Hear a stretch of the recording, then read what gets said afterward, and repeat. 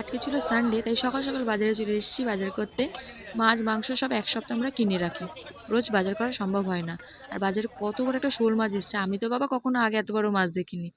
এখানে রুই কাতলা আপনারা অনেক সস্তায় পেয়ে যাবেন। আর এগুলোকে বলে চাবড়া চিংড়ি, খুব মিষ্টি মিষ্টি হয় খেতে।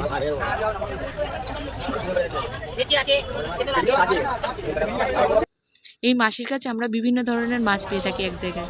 আর এই শিঙি মাছগুলো তিনটেই পড়েছিল, পুরো ত্রিশূলের মতন দেখাচ্ছে।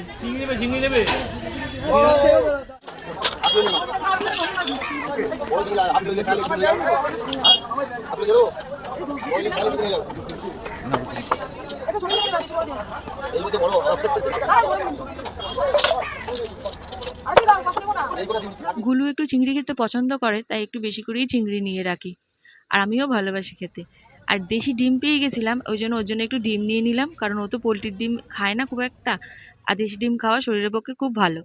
তো আমাদের বাজার হয়ে গেছিল কমপ্লিট। আমরা এখন বাড়ি যাচ্ছি। ভালো লাগলে একটা লাইক করে দেবেন।